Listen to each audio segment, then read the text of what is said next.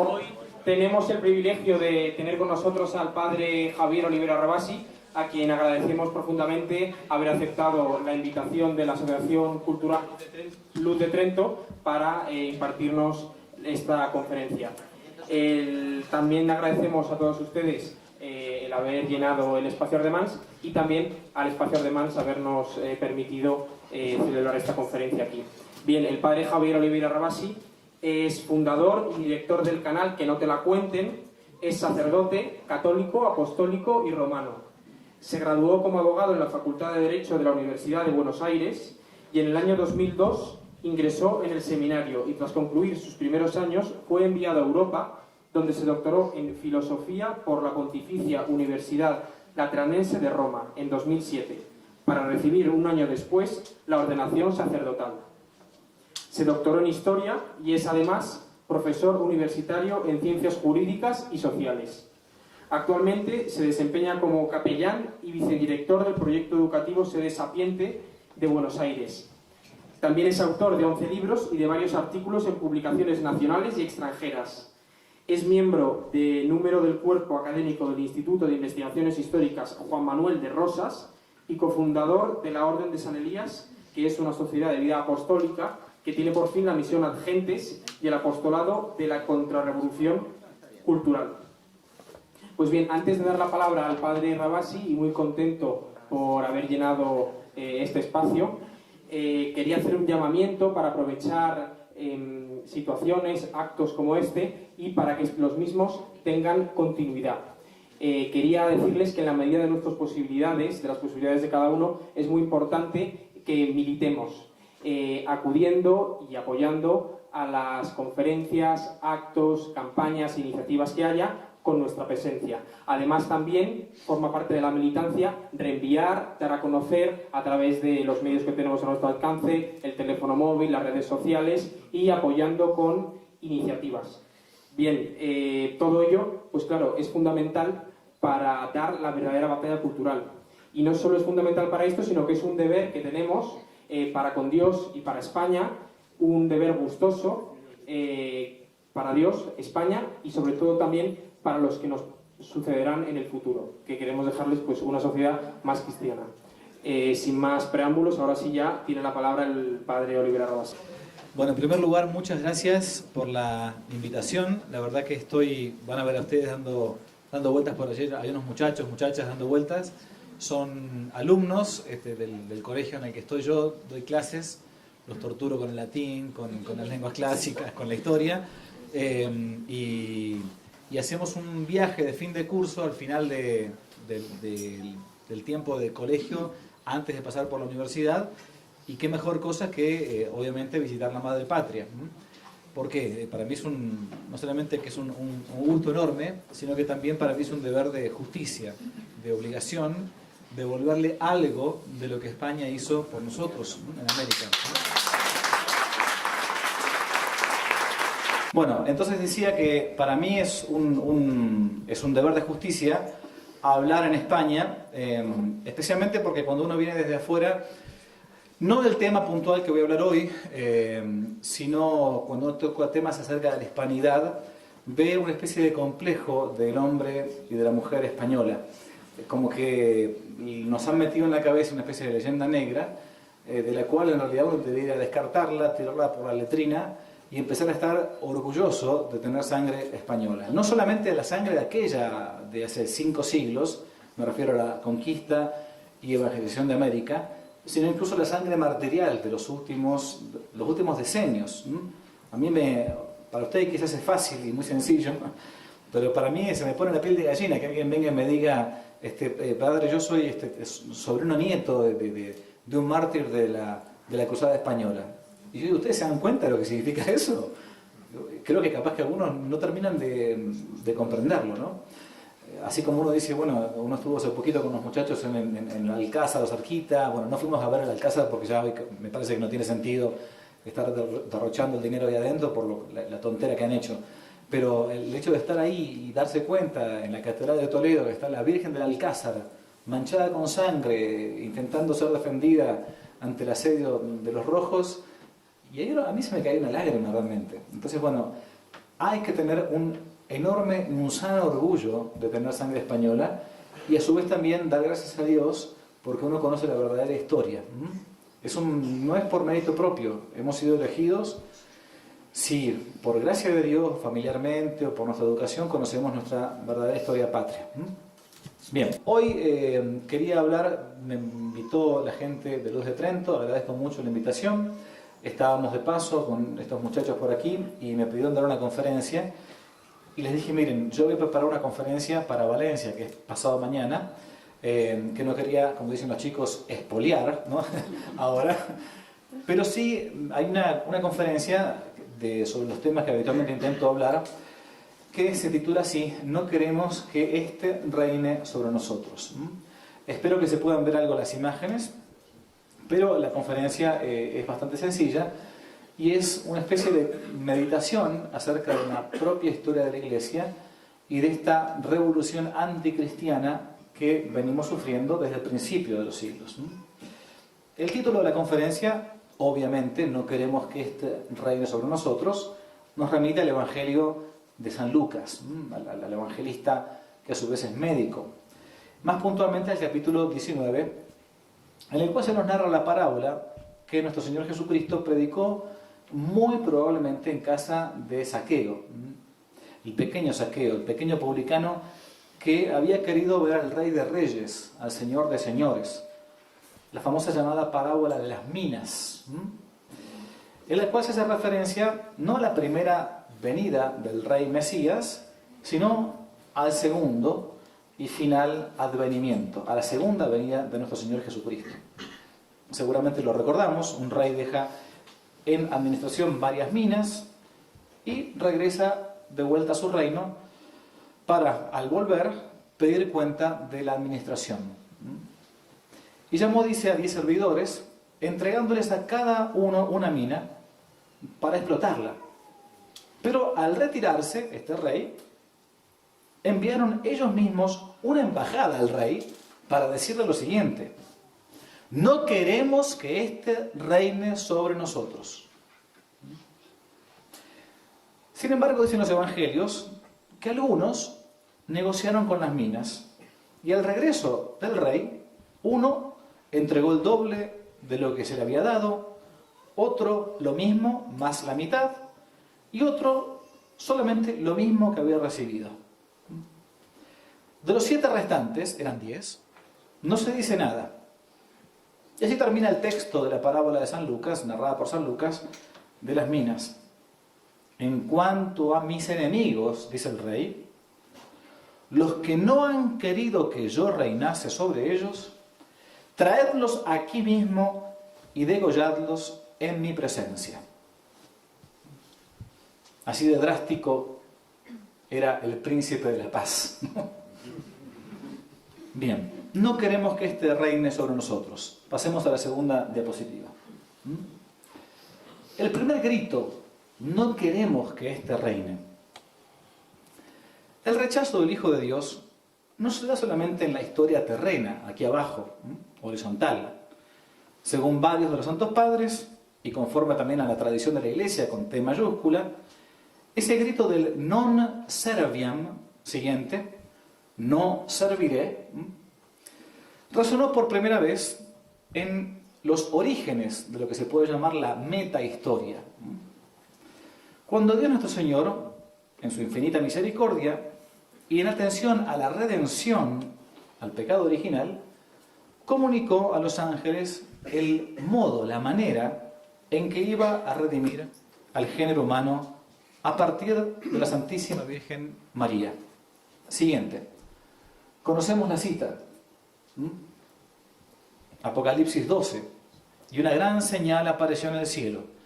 Una mujer revestida de sol, con la luna bajo sus pies, y en su cabeza una corona de 2 estrellas, la cual, hallándose encinta, gritaba con dolores de parto y en las angustias del alumbramiento. Se vio otra señal en el cielo, un gran dragón de color de fuego con 7 cabezas y 10 cuernos, y en sus cabezas 7 diademas. Su cola arrastraba la 1/3 parte de las estrellas del cielo y las arrojó a la tierra. El dragón se colocó frente a la mujer que estaba por dar a luz, a fin de devorar a su hijo, que ella hubiese alumbrado. Y dio a luz a un hijo varón, el que apacentará todas las naciones con cetro de hierro. Y el hijo fue arrebatado para Dios y para su trono. Hasta acá entonces, donde se encuentra, obviamente de modo implícita, la negación angélica. Non serviam, no serviré a Dios, no quiero que éste reine. Fíjense cómo hay dos gritos, ¿no? Dos gritos que se van a fundir en uno solo, tanto al principio como al final de la historia. En el prólogo de la salvación, non serviam, no serviré. Y después, ya cuando venga este hijo de esta virgen, no queremos que éste reine sobre nosotros. Son como estos dos gritos los que eligiendo como en dos amores, según la famosa sentencia de San Agustín, van a ir creando dos ciudades. San Agustín decía, ¿no? Dos amores crearon dos ciudades. El amor de Dios hasta el desprecio de uno mismo, la Jerusalén celeste. Y el amor de uno mismo hasta el desprecio del mismo Dios, la Babel terrenal, la Babilonia, el mundo mundano, diríamos. Y estos dos amores, a diferencia de lo que uno a veces cree, van mezclados hasta en la propia alma cristiana. En nuestra propia alma cristiana tenemos como dos amores que nos van tironeando. A veces somos ciudadanos de la Jerusalén celeste y a veces somos ciudadanos de Babilonia. Yo mismo, sacerdote, a veces soy Babel y a veces soy Jerusalén. Tengo como una doble ciudadanía y tenemos que intentar luchar por buscar siempre aquello que San Pablo dice: vuestra ciudadanía está en los cielos, en la Jerusalén celestial. Dos amores que van entremezclados, dos ciudades que se dan también de modo místico y hasta realmente a lo largo de toda la historia humana. Se han dado desde el principio de los tiempos, en el pueblo judío, antes de la venida del Mesías, de Yahvé, y se van a seguir dando hasta el fin de los tiempos, cuando el rey venga a pedir cuenta de su administración. Segundo grito, las traiciones de Israel. Esta imagen, si nos dejasen ver todavía la hermosa catedral de Notre Dame en París, es una de las tantas alegorías de la iglesia y la sinagoga. Como ustedes ven, sobre todo en la simbología medieval, una mujer vendada, eso es justamente la sinagoga. No quiere reconocer al Mesías, ¿no? Por eso nuestro Señor dice: son ciegos que guían a otros ciegos. Cuando ustedes ven a una mujer con los ojos radiantes, bien coronada, con un cetro y la cruz, esa es la iglesia, la famosa alegoría de la iglesia y la sinagoga. El segundo grito, las traiciones de Israel. Para quien se pasee alguna vez por ciertas catedrales europeas, va a ver que normalmente Israel es representada así, como una mujer coronada, pero a la vez vendada, ciega. Imagen alegórica, entonces, de la sinagoga, que quiso quedar ciega voluntariamente ante las promesas de Dios. Dios es fiel a sus promesas, pero nosotros muchas veces somos infieles a esas promesas. Porque mucho antes de ese no queremos que éste reine sobre nosotros, es decir, mucho antes de la pasión, muerte y resurrección de nuestro Señor Jesucristo, Israel había decidido no servir a ese rey, sino que más bien servir al César. ¡Ay, padre, qué escandaloso lo que está diciendo! Bueno, miren, habría que en todo caso suprimir algunas páginas del Evangelio para que yo no diga lo que estoy diciendo. Hechos 7, 51, 52. Juan 19. Israel, sabemos, adoró al becerro de oro. Siguiente. Fue Israel quien mató a los profetas. Fue Israel quien fornicó con los reyes y señores de la tierra. Y una vez Sigo gritó, siguiente, crucifícalo, crucifícalo. Duros de cerviz, incircuncisos de corazón y de oídos, vosotros siempre resistís al Espíritu Santo. Palabras de San Esteban, protomártir, el primer mártir. Hace poquito lo festejamos el 26 de diciembre, ¿se acuerdan? Como vuestros padres, así vosotros, dice San Esteban. ¿A qué profeta no persiguieron vuestros padres? Ellos mataron a los que anunciaban de antemano la venida del justo, dice San Esteban, de aquel a quien vosotros ahora habéis traicionado y asesinado. Hechos 7:51. Enorme franqueza, enorme parresía la de San Esteban. Claro, esto le va a costar la vida. Es que este mismo pueblo, que a lo largo de toda la historia de Israel buscaba hacer, como decimos en mi patria, una de cal y una de arena, ¿no? Aquí también. Denunciaba el profeta Elías, les decía el mismo profeta Elías a sus hermanos, 1 Reyes 18, ¿hasta cuándo van a andar rengueando de las dos piernas? Si vuestro Dios es Yahvé, sigan a Yahvé. Pero si vuestro Dios es Belial, Baal, sigan a Baal. No anden cojeando. Y esto nos pasa muchas veces a nosotros. Hoy, cristianos, la nueva Israel es la iglesia. Si sos de Cristo, seguí a Cristo. Y si sos del mundo, revolcate en el mundo. Y aprovechalo porque es lo único que tenés. Después te llega la vida eterna, ¿eh? O el cielo o el infierno.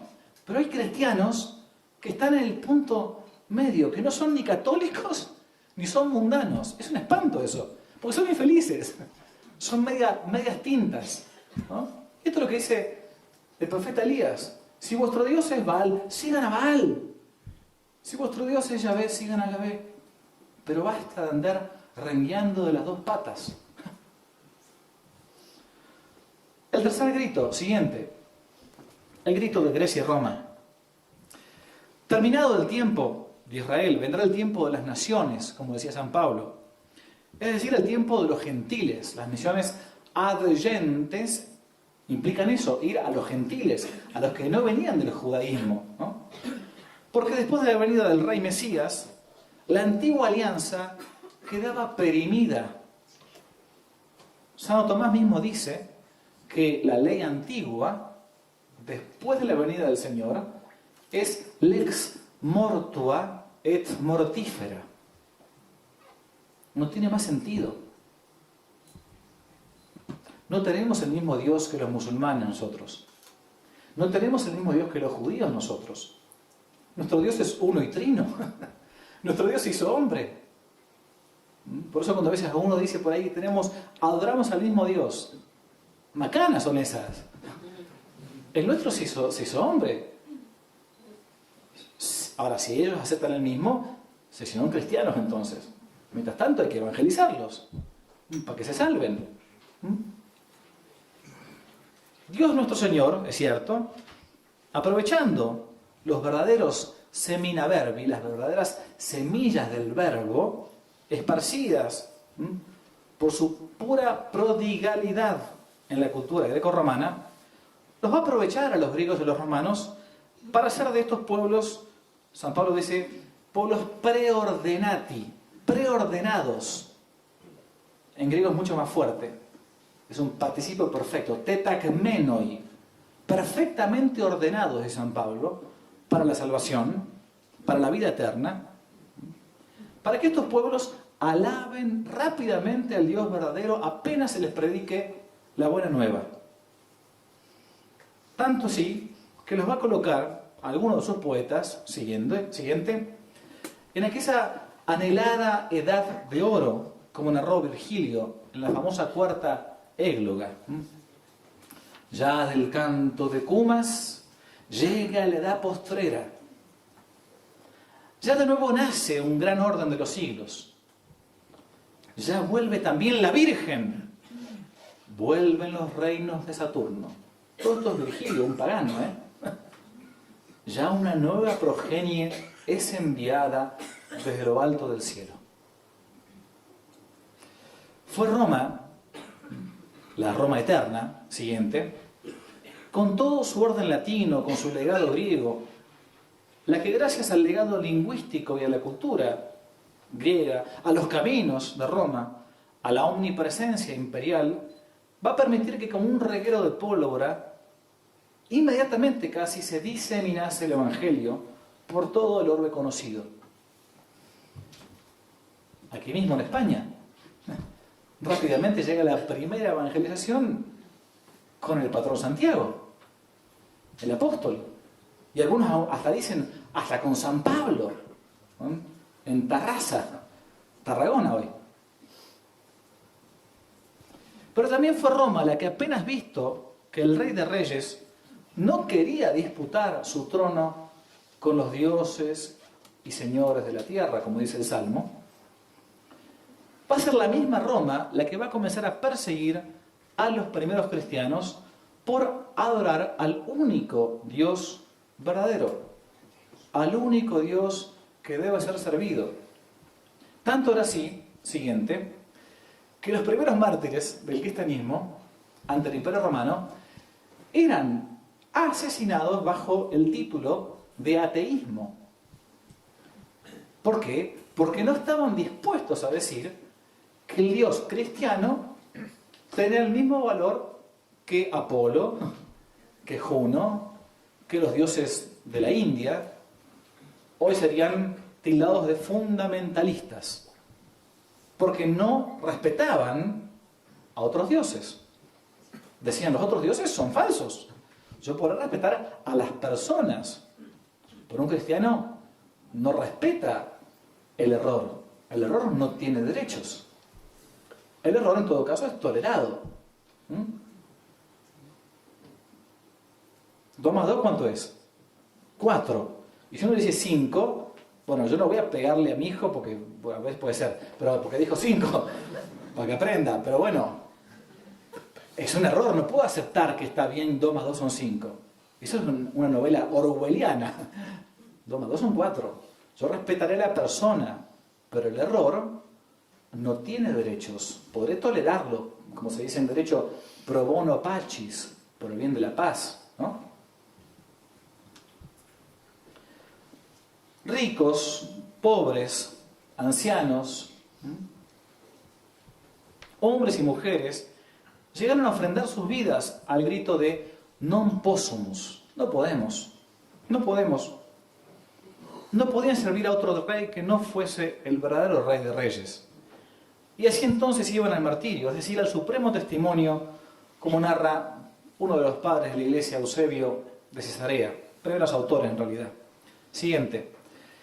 Cito, en Arabia mataban a hachazos, en Capadocia colgaron algunos de los pies, cabeza abajo, y encendían debajo de ellos una hoguera para que el humo los ahogase. Algunas veces les cortaban la nariz, las orejas y la lengua. En el Ponto hundían bajo las uñas cañas afiladas o vertían plomo fundido en las partes más íntimas. Fin de la cita. De ahí vendrá entonces que los primeros mártires, en un tiempo, ya que estamos en un tiempo de... Hoy fuimos al Prado y veíamos el Prado feminista. O sea, los chicos me preguntaban, padre, ¿qué es el Prado feminista? Bueno, es un lugar para infradotados, ¿no? Donde, claro, donde creen que hay que poner imágenes de mujeres nada más. Bueno, en fin. Pero en aquel momento tampoco había sexo. No había sexo débil o sexo fuerte. Todos, hombres y mujeres, sufrían tormentos indecibles. Y los tenemos hoy en el canon de la misa.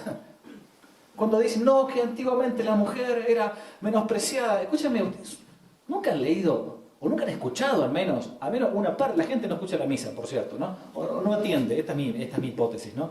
Uno puede decir cualquier cosa en la misa que la gente no va, salvo algunos. Nunca han escuchado el canon romano, cuando dicen Lino, Cleto, Clemente, Sixto, y después dicen Águeda, Lucía, Inés, Cecilia, Anastasia. La iglesia era feminista ya. En la primera época, entre comillas. Es una ironía, perdón, obvio. ¿Pero de qué me están hablando? Desde el principio se enalteció al varón y a la mujer, al punto tal que se la coloca en el canon de la misa. Y así, según la famosa sentencia de Tertuliano, la sangre de los mártires va a ser semilla de nuevos cristianos, como pasa siempre. Es la famosa profecía de Gamaliel, ¿no? Si esto es de Dios, entonces si uno lo persigue, peor todavía. Y si no es de Dios, se va a quedar solo. Pero si uno lo persigue y es de Dios, peor todavía. Le da más propaganda, ¿no? Y vendrá un tiempo, entonces, en que con sus más y con sus menos, hasta los emperadores van a aceptar la fe. La Roma eterna, pasados los siglos de persecución, cierto, va a aceptar primero o tolerar como una religión lícita, con Constantino obviamente, la fe cristiana. Y después hasta se va a oficializar la fe católica con Teodosio. Tanto que al decir de San León Magno, la que era maestra del error, Roma, se hizo ahora discípula de la verdad. Espectacular la sentencia, ¿no? La que era maestra del error, Roma, pagana, ¿no? Ahora se hizo la discípula de la verdad. Cuarto grito, el grito del arrianismo, muy parecido a nuestra época esto, ¿no? Fue entre las persecuciones y los consuelos de Dios, como también San Agustín decía, que cuando aún el cristianismo comenzaba a ser poco a poco tolerado, va a resonar un grito impío de un Cristo, ¿cómo decirlo?, de un Cristo edulcorado. Un Cristo que a pesar de sus proezas no pasaba de ser criatura. Fue esta la herejía del famoso Arrio, sacerdote obviamente, tremenda herejía que diseminada por todo el orbe cristiano le va a hacer exclamar en un momento a San Jerónimo esta tremenda frase: de pronto el mundo se convirtió arriano, se hizo arriano, se despertó arriano, es la frase. Era una nueva batalla contra ese rey. No queremos que este reine, o que si reina sea uno más de nosotros. Así decía San Basilio, cito: cuando el demonio vio, después de las persecuciones obviamente, a pesar de la persecución que partió de los paganos, que la iglesia iba creciendo y floreciendo aún más, modificó su plan. Esto es San Basilio, siglo IV, V después de Cristo, obviamente. A alguno le va a parecer que es siglo XXI, pero no, es antiguo esto, ¿no?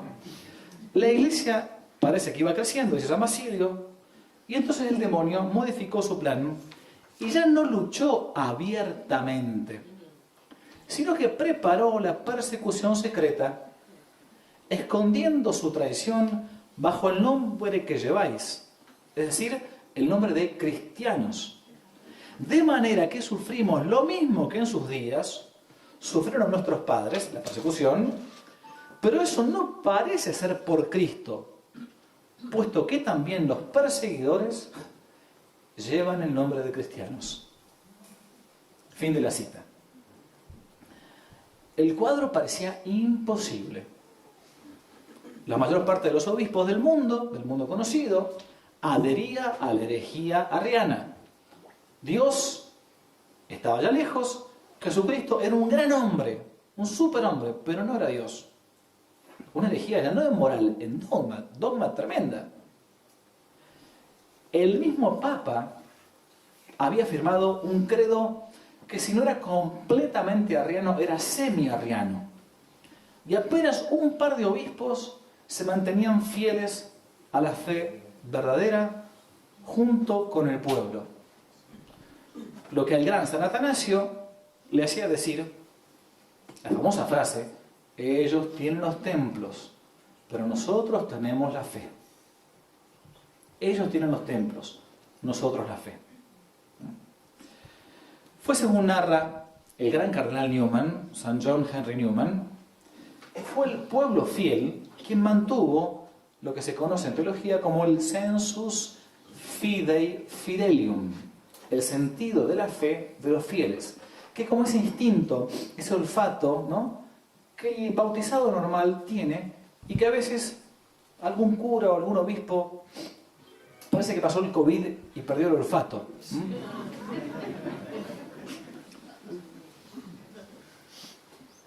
Parecía algo imposible, decía el cardenal Newman.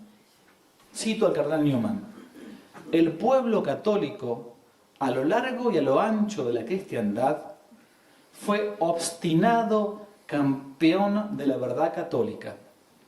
Los obispos no lo fueron. Fin de la cita. Y así lo que parecía una batalla perdida por completo, la mayor parte de los obispos arrianos no creen en la divinidad de Jesucristo, ¿no?, y un nuevo intento para que éste no reine sobre nosotros como tal como era, fue milagrosamente vencida por un puñado, realmente un puñado de apóstoles y por la fe sencilla del pueblo fiel que contra viento y marea permanecieron en la nave de Pedro, aunque a veces esa nave pareciera ser simplemente un pequeño leño que andaba por ahí, o a veces hasta invisible. Quinto grito, el grito de los bárbaros. El quinto grito es el de los bárbaros, esos pueblos indómitos que desde mediados del siglo V comenzaron a asolar el Imperio Romano, como narra San Jerónimo. Cito lo que dice San Jerónimo: la mente tiembla cuando se piensa en la ruina de nuestros días. Por más de 20 años la sangre humana ha corrido incesantemente sobre una vasta extensión. Los godos, los hunos, los vándalos sembraron desolación y muerte. ¿Cuántos nobles romanos han constituido su presa? ¿Cuántas jóvenes doncellas y cuántas matronas han caído víctimas de sus lúbricos instintos? Los obispos viven en prisión. Los sacerdotes y clérigos son pasados a degüello. Las iglesias profanadas y desvalijadas. Los altares de Cristo convertidos en establos. Los restos de los mártires arrojados en sus tumbas. Por doquier pena, lamentación por doquier. En todas partes la imagen de la muerte. Y termina San Jerónimo: mi voz se ahoga, los sollozos me interrumpen. Ha sido conquistada la ciudad que conquistó el universo entero. Al caer esa ciudad, Roma, el imperio se ha derrumbado. Miren que esto es un santo padre de la iglesia. Porque cuando uno a veces ve estas cosas que pueden pasar en algún momento de la historia, quizás contemporánea, también tiene que ver esto, como San Agustín decía, sub specie eternitatis, ¿no?, bajo la razón de eternidad, que quizás también sea un tiempo de prueba muy fuerte. Claro, estamos acostumbrados, como ustedes son españoles y yo hijo de España, a aquello de Manrique, ¿no?, de que todo tiempo pasado fue mejor. Lo que pasa es que creemos que siempre nuestra época es la peor del mundo. Así pasa porque ponemos la carne en esto, ¿no? Pero hubo otras épocas con grandes crisis. Y alguna de estas será quizás la final, la definitiva. No sabemos. Hay signos, no hay signos, puede ser. Pero fíjese que San Jerónimo decía, parece que estamos en las últimas. Y si estamos en las últimas, hay dos opciones, no tres, dos. O meterse en una cueva, comprar muchas sardinas, ¿no?, y conservas, o morir peleando. Y lo último es mucho más divertido, ¿no? Y aparte es lo que nos pide nuestro Señor. Todo parecía derrumbarse. Todo lo que durante un tiempo los emperadores habían favorecido, emperadores cristianos, parecía con los bárbaros caerse a pedazos a partir de esa horrenda irrupción. Si casi parecía que Dios hubiese desaparecido y no diera respiro, como que no quisiera reinar este rey. Este rey, sí, no quiere reinar, parece a veces. Y es más, sus súbditos parecía que ni peleasen. Los bárbaros venidos de todo el planeta se encontrarán, sin embargo, no solamente con Roma, la Roma imperial, sino con la misma iglesia, que poco a poco, y con un esfuerzo realmente ciclópeo, para el que conoce la historia del monacato, va a lograr catequizarlos, y al tiempo que los catequizaba, los civilizaba. Porque, al final de cuentas, el catecismo civiliza. Y vendrán entonces los francos, los hijos de Clodoveo, el primer reino de Occidente convertido a la iglesia, al cristianismo, y la barbarie va a comenzar a tocar en cristiana humanidad gracias a la aparición de los monjes, capaces de transformar marismas en manantiales, piedras en vergeles. El bárbaro vikingo va a vestir la cogulla monacal y va a usar su espada solo para defender su fe, su religión, su patria y su dama. Y va a surgir así la famosa caballería, la fuerza armada al servicio de la verdad desarmada. Y nuevamente se vivará a Cristo Rey, Señor de señores. Quinto grito entonces, la invasión de los bárbaros. El sexto grito, el grito no queremos que este reine, va a venir con la herejía judeocristiana del Islam. Esa herejía judeocristiana, digo, mezcla del Antiguo Testamento, del Nuevo Testamento, mezclado con una herejía nestoriana. Eso es el Islam, con su yihad o guerra santa, su dominación a sangre y fuego, de tal magnitud que no quedará casi recuerdo del cristianismo en el norte africano, antiguamente la patria de San Agustín.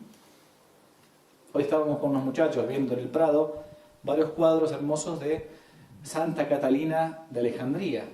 Dice Alejandría, Alejandría. Alejandría de Egipto, claro. Porque todo eso era cristiano. Todo eso era nuestro. Antes de la herejía judeo-cristiana, que es el Islam, que es una especie de Antiguo Testamento for dummies, como dicen los ingleses, ¿no? Todo eso era católico. Una vez más, el príncipe de este mundo se la va a arreglar para que el rey de reyes sea degradado al rango de un profeta más. Para el Islam Jesús es eso. Y la Virgen Santísima al rango de la mamá del profeta Jesús. Hasta que llegados a fines del siglo XI, todo va a cambiar con la toma de Jerusalén por parte de los hijos de la media luna. Esto hay que repetirlo hasta el cansancio. Las cruzadas fueron una guerra defensiva. Guerra defensiva que fue pero tan católica en sus orígenes, a pesar de los errores que hayan existido en su desarrollo, que hasta los santos iban a las cruzadas y predicaban en ellas. De vuelta, vuelvo al Prado, hoy, los cuadros famosos, los trípticos de San Francisco de Asís predicando a la sultana. San Francisco, el tímido, pacífico y ecológico San Francisco de Asís, ironía argentina, fue a las cruzadas. ¿Cómo fue a las cruzadas? Si no era el patrono de los hippies. ¿No? ¿Cómo era la cruzada? Bueno, lean la florecilla, vayan al Prado, vean los cuadros, ¿no? Bien. Así decía el Papa. De Jerusalén y Constantinopla llegan tristes noticias. Esto es el Papa, no es el Padre Javier. Una raza maldita, salida de los reinos de los persas, un pueblo bárbaro, alejado de Dios, ha invadido tierras cristianas. Las ha devastado.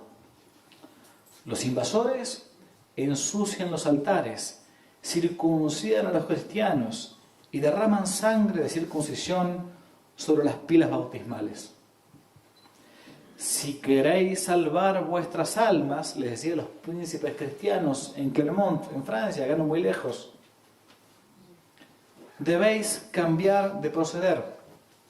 Marchad a la defensa de Cristo. Vosotros, que estáis en lucha constante unos con otros, los príncipes cristianos, haced ahora la guerra a los infieles. Vosotros que sois ladrones, como le decían los políticos nuestros hoy, digamos, ¿no? Convertíos en soldados. Guerread por una causa justa. Trabajad por una compensación eterna. El famoso discurso de Urbano II, ¿no? Llamando a las cruzadas. Y así comenzaron las cruzadas, que no fueron, reitero, sino que una guerra defensiva contra el Islam invasor. Los soldados de Cristo Rey vencerán por algún tiempo, vencerán y hasta libertarán a los cautivos. Y habrá órdenes militares, órdenes hospitalarias, y la violencia estará tan pero tan justificada que hasta San Francisco de Asís, San Luis Rey, participarán de las mismas. Habrá un rey en Jerusalén por un tiempo, el famoso Godofredo de Bouillon, aquel que prefirió no ceñir corona de oro donde Cristo había ceñido corona de espinas. Sexto grito, el Islam y las cruzadas. No queremos que este reine sobre nosotros. El séptimo grito, el humanismo renacentista. En pleno tiempo de cruzadas, con sus aciertos y sus errores, claro, la Iglesia vio un tiempo de gloria, un tiempo en que, al decir de León XIII, la filosofía del Evangelio gobernaba los estados. La famosa Immortale Dei. No es que en ese tiempo la santidad floreciese espontáneamente, ¿no? Se pecaba. Y se pecaba fuerte, ¿no? Como nosotros. Pero se tenía conciencia de que se estaba pecando. Hay una gran diferencia. No se llamaba al mal bien y al bien mal. Fue hasta el tiempo en que Dios fue le premier servi, como decía Santa Juana de Arco. Dios el primer servido. El primero que tiene que ser servido, si existe, es Dios nuestro Señor. El primero. Después el resto. Eran tiempos en que aún se creía en un solo Dios que era per se, por sí mismo. El ser por sí mismo subsistente. Ese per se ipsum subsistens. Se conocía aquello de Éxodo 3:14. Cuando me pregunten, decía Moisés ante la zarza, ¿quién me ha enviado? ¿Qué les diré? Responde, diles que el que es te ha enviado. Yo soy el que soy, dice el Señor. Significa el que soy siempre.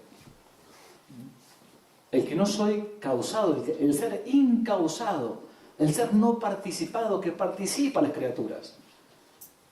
El ser que no tiene fin, que no está contenido, que su propia esencia es su propio ser. El resto somos entes por participación, nada más.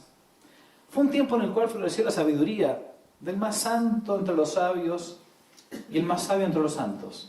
Sí, claro, Santo Tomás de Aquino, obvio, el doctor común.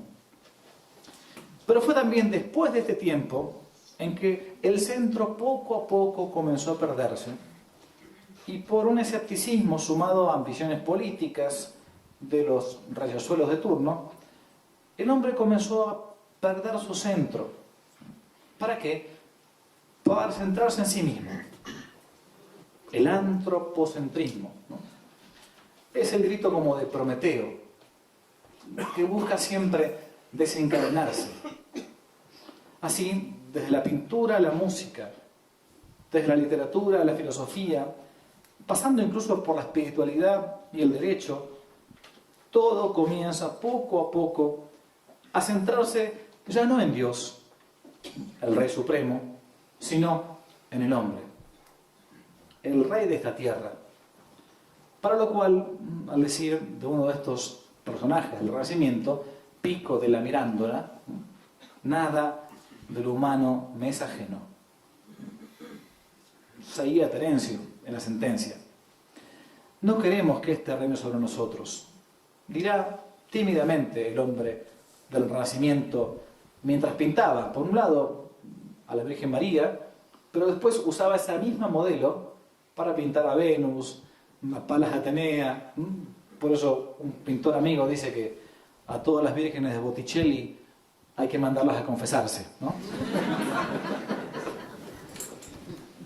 Y así el hombre moderno, poco a poco, se va a ir como desvinculando, sacándose las vínculas, las cadenas, de la misma realidad natural y sobrenatural, para adentrarse puramente en su propia interioridad, en su propia naturaleza. Todo entonces va a ser puesto en duda. Y la realidad va a comenzar a ser conforme a la propia voluntad individual, según ese cogito cartesiano, el pienso cartesiano, cogito ergo sum, pienso luego existo, que más literalmente podría ser traducido así: quiero, luego existo. Quiero pensar tal cosa, luego la realidad es conforme a mi pensamiento. Y vendrá así de la mano un nuevo grito, un aullido más bien, que es el grito protestante. No queremos que este reine sobre nosotros. La revolución protestante. Nunca digan reforma protestante porque le saco tarjeta roja como en un partido de fútbol. La revolución, eso fue protestantismo. La revolución humanista, con su centro en la persona, le va a dar el paso a un personaje que, aprovechado también él por los políticos de turno, quebrantará lamentablemente en dos la cristiandad. Sí, nos referimos a el apóstata fraile agustino Martín Lutero, quien con sus escritos, sus homilías, hará que cada cual con el tiempo termine, según la irónica sentencia de Voltaire, cada cual termine con el tiempo siendo su propio papa. Así decía Voltaire. ¿Qué es un protestante para Voltaire? Decía Voltaire. Un protestante, dice Voltaire, que es un miserable Voltaire, ¿no? Es otro impío, es un hombre que cree que él es su propio papa. Y tiene razón. Cristo, en el mundo protestante, dirá uno: padre, pero Cristo es claramente el rey, el centro para un protestante. Primero está Jesús, ¿no? Es verdad.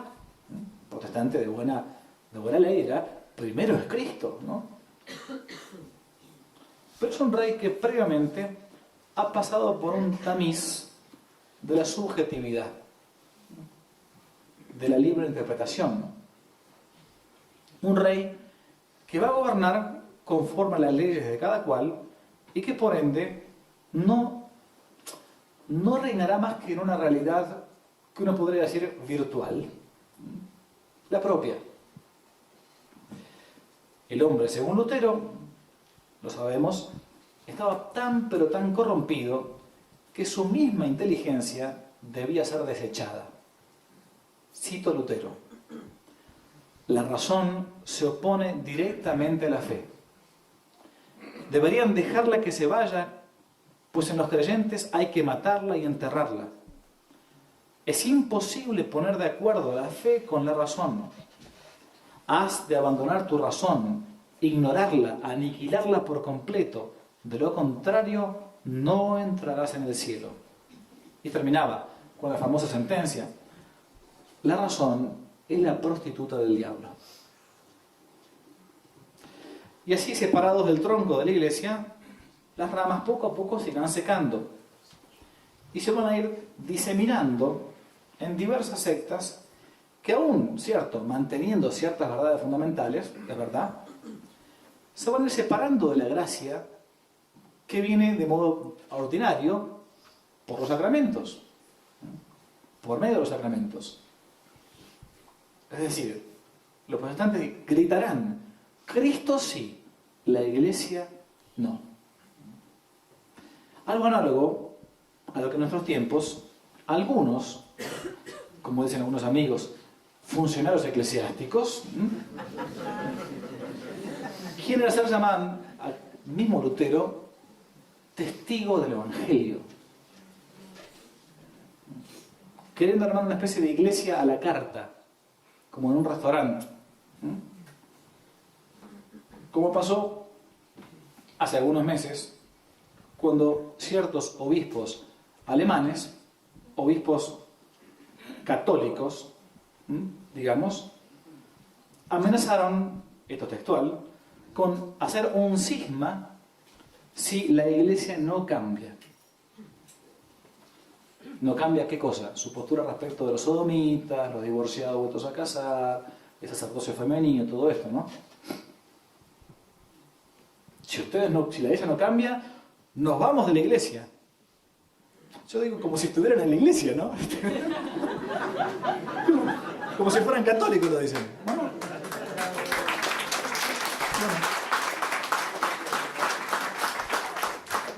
El octavo grito, la revolución protestante. Paciencia, ya terminamos, falta poco. Noveno grito, el laicismo liberal de la Revolución Francesa.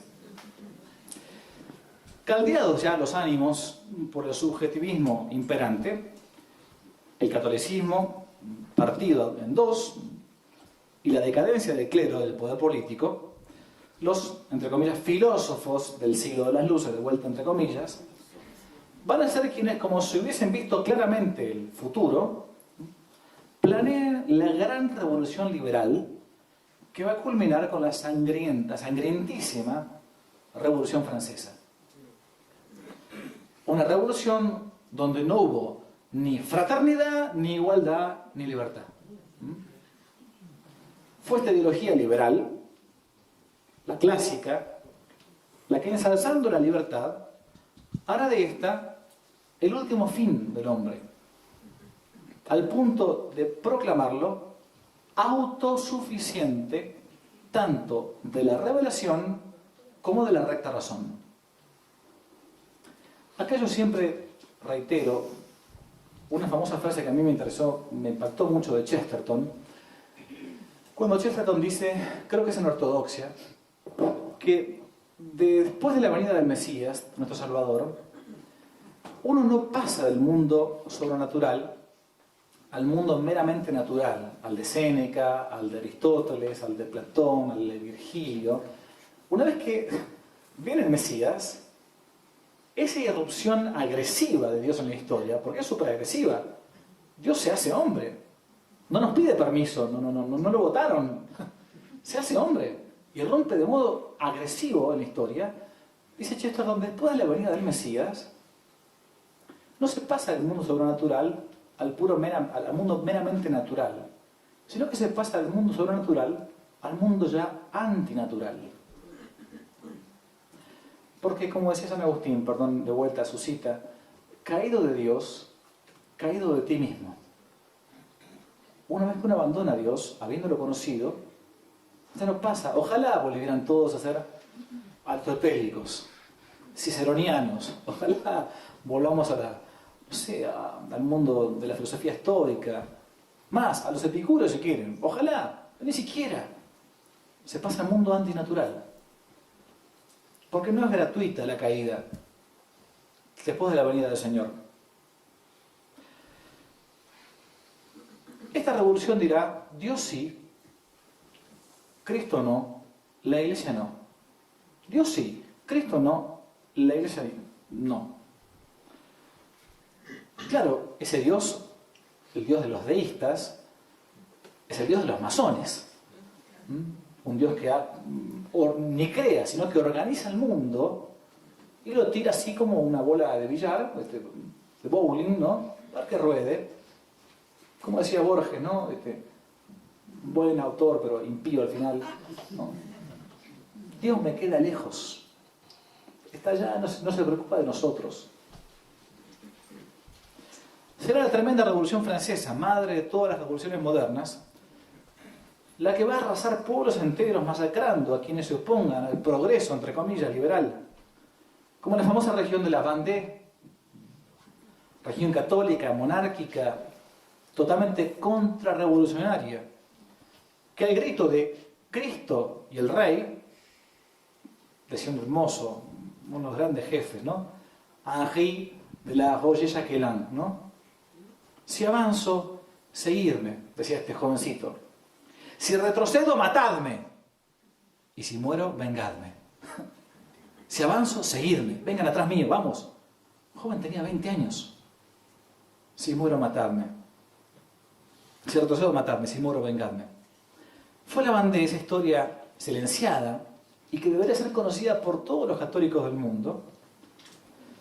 A pesar de la masacre sufrida, uno de los miserables generales, Westermann, va a decir, escribiendo al Tribunal Revolucionario en Francia, esto fue, si no me equivoco, en el 96, 1796, ya no hay Vendée, cito, ella ha muerto bajo nuestro sable libre, con sus mujeres y sus hijos, acabo de enterrarlo en los pantanos, he aplastado a los niños bajo las patas de los caballos y masacrado a las mujeres. No tengo un prisionero que reprocharme. Nosotros no hacemos prisioneros. La piedad no es revolucionaria. Tal cual. Esa misma revolución liberal va a intentar terminar con Cristo Rey, no solamente en Europa, sino también en América, en nuestra América católica. E intentará hacerlo primero adueñándose de una legítima autonomía frente a una monarquía española imbuida entonces, lamentablemente, por un gran liberalismo. En sus reyes Borbones, dominada por Napoleón, lamentablemente, y subyugada a las ideas afrancesadas de la época. Yo acá disiento con algunos amigos españoles que a veces quizás no entienden por completo la historia de las independencias en América, que hay un inicio en la primera autonomía americana que es para ser fiel a España. Después todo eso se va a ir, como decimos, de madres allá, y las independencias se van a volver liberales. Pero el primer inicio, el primer grito de autonomía, en mi país tenemos hasta 2 fechas, 2 años, 1810, Fernando VII detenido, Pepe Botella emborrachándose y España bajo el dominio francés, y para ser fieles al rey, las patrias se declaran autónomas, según las leyes de las partidas, vuelven a los cabildos. Después todo se va a desmadrar, es cierto, y ahí vendrán nuestras divisiones internas allá. Por un lado los liberales, por otro lado los monárquicos. Esto es lo que a veces algunos amigos aquí en España no terminan de entender. Toda independencia es afrancesada. Momentito. Perdón, acá la pedantería argentina. Yo conozco un poco más de esa parte, al menos de aquella historia, ¿no? Esa misma revolución liberal, entonces, va a intentar partir en 2 partes, o en 3 ya la cristiandad. Los protestantes, España que era todo eso y todo esto, y ahora de vuelta una nueva partición. No queremos que este reine de este modo. Serán los movimientos liberales los mismos que atacarán a quienes por aquellas tierras busquen la soberanía de Dios por sobre la soberanía popular. Como por ejemplo el mártir de la masonería en Ecuador. Deberían conocer la historia de don Gabriel García Moreno, presidente de Ecuador, que al salir de la catedral de Quito, inicuamente fue asesinado por un sicario de la secta masónica, para antes de morir gritar, o susurrar mejor dicho, yo muero, pero Dios no muere. Dios no muere. 10º grito. El grito, no queremos que este reine sobre nosotros. Los liberales, Dios sí, Cristo no, la iglesia no. Los protestantes, Dios sí, Cristo sí, la iglesia no. Y al final de cuentas, el famoso grito impío, Dios ha muerto.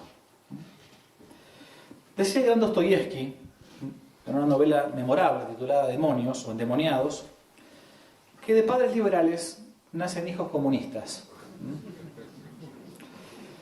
No hablo de Irene Montero, no hablo. No. Y esto no a raíz de una posible dialéctica o contraposición o rebeldía de los hijos respecto de los padres, ¿no? Sino a partir de que es la misma raíz la que engendra a uno y a otro desde el punto de vista ideológico. El liberalismo clásico, al final de cuentas, es padre del marxismo porque ambos poseen la misma matriz, el mismo epicentro. Es el hombre caído, el hombre nuevo soviético, como le llamaban en Rusia, el hombre separado de su tradición primordial que desoye la realidad misma, haciéndose un Dios para sí mismo y entronizándose en un pedestal. De ahí que se postule la invención de Dios, el mito de Dios. Como decía Feuerbach, la muerte de Dios. También lo plantea Nietzsche, obviamente. Y de nuevo Dostoyevsky. Ahora, si Dios no existe, y tiene razón, si Dios no existe, todo está permitido. Si Dios no existe y esta es la única vida que tenemos, todo se permite. Yo admiro a veces a los ateos que ante el primer dolor de cabeza no se pegan un corchazo, como decimos nosotros en nuestro... un tiro en la cabeza. Yo, si fuera ateo y no tuviera otra vida, ante el primer dolor normal, cruz, que tenemos en nuestra vida, me tiraría de un quinto piso, qué sé yo. Si Dios no existe, esta vida no tiene sentido. No tiene sentido. Y todo tiene que ser permitido. Y tiene razón. En el siglo XX, apenas en el Alborear, quienes vivían a Cristo Rey, en el México crestero, eran masacrados y abandonados por el odio de los deicidas. Como fue el caso del beato Anacleto González Flores, mártir y cristero mexicano, abogado, laico, docente. Cuando fueron a matarlo, dijo, cito, vosotros me mataréis, pero sabed que conmigo no muere la causa. Muchos están detrás de mí dispuestos a defenderla hasta el martirio. Me voy, pero con la seguridad de que veré pronto desde el cielo el triunfo de la religión y de mi patria. Lo estaba matando a este hombre, ¿eh? Lo estaba matando, pero así terminaba muriendo. Por segunda vez, oigan las Américas este santo grito. Yo muero, pero Dios no muere. ¡Viva Cristo Rey! Fíjese la unión que hay, ¿no? Anacleto González Flores, Gabriel García Moreno, porque Dios va colocando como jalones en la historia para que nosotros, que somos unos pigmeos, que somos cobardes, que a veces bajamos la cabeza, que a veces no nos mostramos como católicos, que a veces no me persigno cuando paso frente a una iglesia, no sea cosa que el que dirán, que a veces no bendigo la mesa aunque esté en un restaurante. Veamos nosotros realmente que esta vida es pequeña, se acaba rápido, y que el poco testimonio que hayamos dado, aunque sea un vaso con agua, va a ser recompensado en la próxima vida. Y también pasará acá, en la madre patria, en España, la España profunda, que durante, conocen ustedes la historia, la década del 30 y antes también, fue el pueblo elegido para instaurar el marxismo a capa y a espada. También aquí hubo mártires y hubo héroes, porque España se levantó en lo que aquello que la Iglesia, por entonces al menos, reconocía. Era una verdadera cruzada que detuvo el accionar del comunismo, enarbolando todo el tiempo la reyesía de Cristo.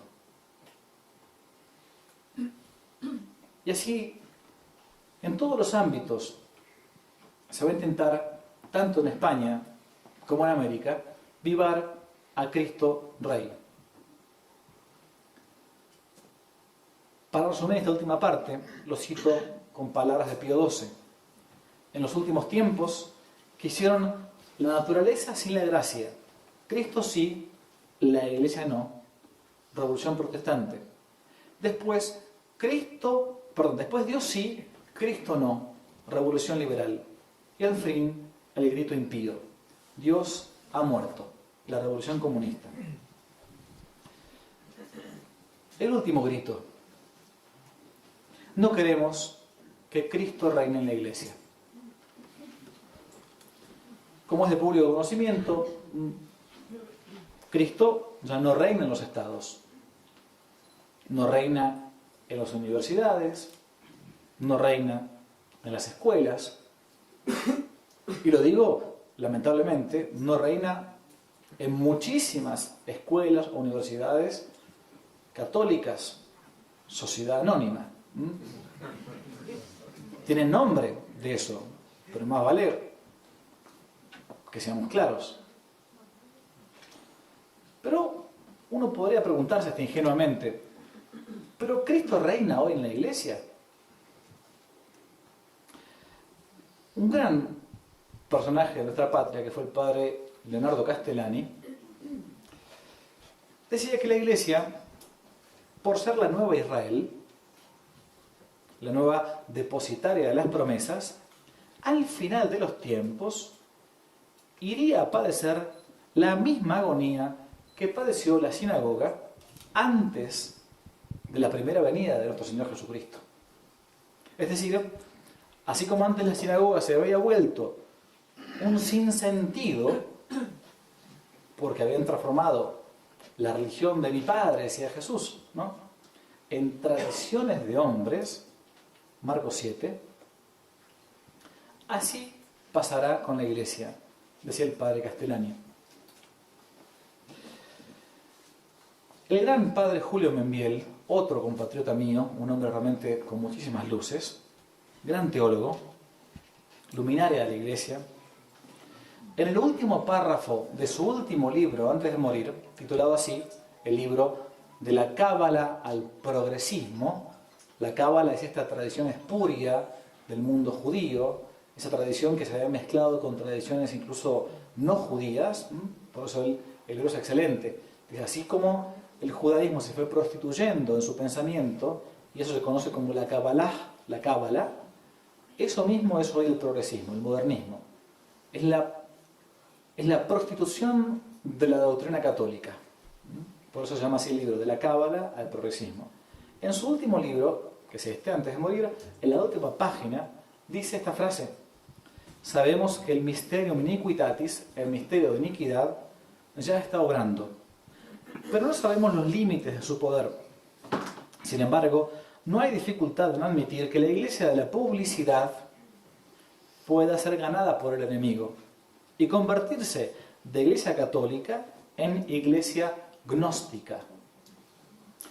Puede haber dos iglesias, la una, la de la publicidad, iglesia magnificada en la propaganda, con obispos, sacerdotes y teólogos publicitados, y aún con un pontífice de actitudes ambiguas.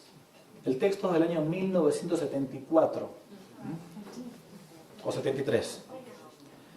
Y otra iglesia del silencio, con un papa fiel a Jesucristo en su enseñanza y con algunos sacerdotes, obispos, fieles que le sean adictos, esparcidos como Pusillus grex, como pequeña grey, ¿no?, por toda la tierra.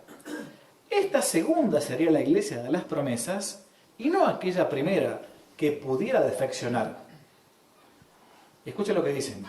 Un mismo papa presidirá ambas iglesias, que aparente y exteriormente no sería sino una. El papa, con sus actitudes ambiguas, daría pie para mantener el equívoco, porque por una parte, profesando una doctrina intachable, sería cabeza de la iglesia de las promesas.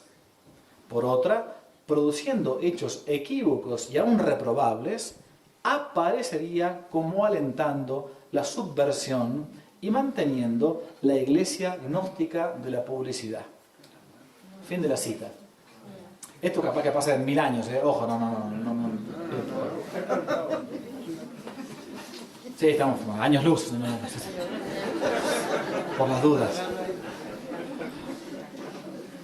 Algo similar se nos dice cuando San Pablo dice: vendrá un tiempo en que no soportarán la sana doctrina, 2 Timoteo 4, sino que teniendo comezón de oídos, es la traducción del griego, acumularán para sí maestros conforme a sus propios deseos. Estos tiempos, que pueden ser lejanos o contemporáneos, cada uno puede analizar la historia, hay libertad para eso, por lo menos para eso todavía hay. Incluso podríamos decir que se podrían vivir dentro de la misma iglesia, parecen estar hasta indicados por el mismo catecismo. Si no lo han cambiado todavía, en el 675 dice: antes de la venida de Cristo, la iglesia deberá pasar por una prueba final que sacudirá la fe de numerosos creyentes. La persecución que acompaña a su peregrinación sobre la tierra desvelará el misterio de iniquidad bajo la forma de una impostura religiosa que proporcionará a los hombres una solución aparente a sus problemas mediante el precio de la apostasía de la verdad. Es lo de Groucho Marx. Estos son mis principios. Si no le gusta, tengo estos otros. Y así vamos cambiando el catecismo. Es esto lo que dice el catecismo, Es al parecer, ante este nuevo grito, similar al de la primera Semana Santa de la historia, que hoy pulula una buena parte del mundo católico, incluso en buena parte de la jerarquía eclesiástica. Cardenales contra cardenales, obispos contra obispos, sodomía en el clero, mártires falsos, acomodo con el mundo. Si casi pareciera que una parte de la iglesia dijese con el pueblo de Israel aquella frase fatídica del primer Viernes Santo de la historia: no queremos que este reine sobre nosotros, no tenemos más rey que el César. Ante esta aparente desolación en la que uno podría haberse sumido, ¿qué hay que hacer? ¿Qué responder? En primer lugar, saber que, como San Pablo dice, es necesario que Cristo reine hasta que ponga a todos sus enemigos bajo sus pies. Esto es bíblico, está revelado. Por lo que si somos verdaderos siervos de Cristo, tenemos que sentirnos escogidos por Él. Así lo dice San Ignacio de Loyola, ¿no? Para ir como apóstoles y discípulos, dice San Ignacio, por todo el mundo, esparciendo su sagrada doctrina por todos estados y condiciones de personas. Haciendo no una revolución contraria, sino lo contrario a la revolución. La revolución da vuelta a las cosas, la contrarrevolución intenta nuevamente volver al orden. Esto es lo que decía José de Maistre. Una contrarrevolución no es una revolución contraria, es lo contrario de la revolución. No transar, no fornicar con el lenguaje, no usar el lenguaje del enemigo. Llamarle al pan pan y al vino vino, porque seremos degollados por decir que la hierba es verde en verano al final de cuentas. Al final no estamos defendiendo ni siquiera una... Ojalá estaría bueno morir por una verdad de fe, pero bueno, nos va a terminar matando curas bolcheviques porque decimos que 2 más 2 son 4 al final.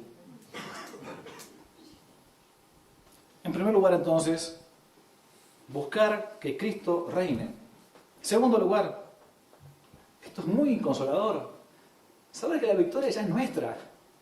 Esto es como jugar un partido de fútbol entre Argentina y España y saber que jugás con Messi. O sea, no hay que preocuparse de nada. La victoria ya es nuestra. O sea, Cristo ya venció el mundo. Entonces no hay que andar llorando por los pasillos y esconderse en una caverna, ¿no? Cristo ya ha vencido al mundo. Pero quiere que para que esa victoria se aplique, quiere contar con nuestra cooperación. Es un rey que quiere ganar jugando con todos los súbditos, no él solo.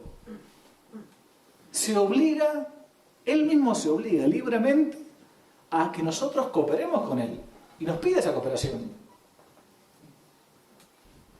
De ahí que, de nuevo, el padre Castellani, el día de mañana no nos vayan a contar cuántas batallas ganamos, sino cuántas cicatrices tenemos.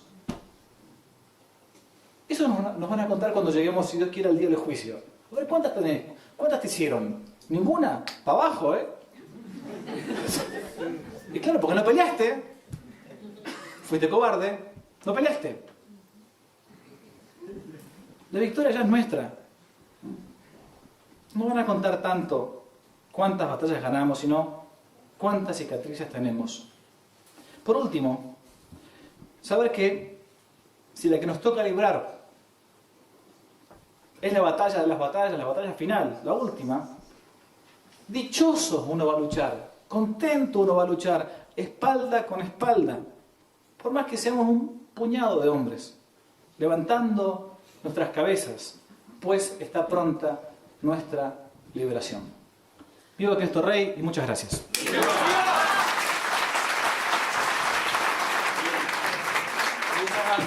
Muchas gracias al padre Javier Olivera por su brillante intervención, que seguro que ha sido de provecho para todos los aquí presentes. Y bien, quería aprovechar este acto para anunciarles una muy buena noticia, y es la visita de Monseñor Athanasius Schneider a Madrid del 6 al 11 de febrero. Durante una semana entera, Monseñor Schneider estará en Barcelona, en Toledo y en Madrid, con una agenda repleta de entrevistas, encuentros, cenas, actos y conferencias. Como muchos saben, Monseñor Schneider es un obispo fiel a Cristo y a la Iglesia, que en estos tiempos de oscuridad es un faro de luz, un consuelo para tantos católicos perplejos y un fiel y dignísimo sucesor de los apóstoles. Aquí en Madrid, el miércoles 8 de febrero, y en este mismo espacio Ardemans, a las 7:30 de la tarde, tendremos un encuentro con Monseñor, y durante más de 2 horas podrán hacerles las preguntas que ustedes deseen y escuchar sus respuestas llenas de sabiduría, de claridad y de caridad. El viernes 10 de febrero, a las 7:30 de la tarde, tendrá lugar el gran acto en el auditorio del Hotel Ilunion de Madrid, Pío XII, en el que Monseñor Schneider, junto con el eurodiputado Jorge Buxade, nos hablará de la crisis moral de Occidente y de los motivos que tenemos para no perder la esperanza. Como pueden suponer, el coste que tiene el viaje es titánico. Entre los billetes de AVE y de avión, el alquiler sobre todo de los salones para las conferencias, los hoteles con pensión completa, los viajes en coche, los folletos, el equipo de grabación, etcétera, pues queríamos pedirles que nos ayuden. Queríamos decirles que les necesitamos para poder hacer posible el viaje de Monseñor a España y sus abundantes frutos. ¿Cómo pueden ayudarnos? Pues nos pueden ayudar dándonos donativos. El viaje tendrá un coste de algo más de 7.100 euros, y entonces les queríamos pedir si a través de Bizum, a través de donativos por nuestra cuenta bancaria, o a la salida verán 2 chicos con bolsas depositando ahí donativos, pueden colaborar para hacer posible este viaje que no dejará descontento a nadie, sino más bien todo lo contrario. Por último, quería decirles también que están todos invitados, y que, siguiendo un poco lo que les decía al principio sobre la militancia, quería pedirles que todos ustedes contribuyan para que el gran acto del Hotel Ilunion se llene. El salón tiene una capacidad para más de 500 personas, y queremos pedirles que si pueden ayudarnos para que se llene y para que Monseñor Schneider sienta el calor de la España católica. Muchas gracias y que Dios se lo pague.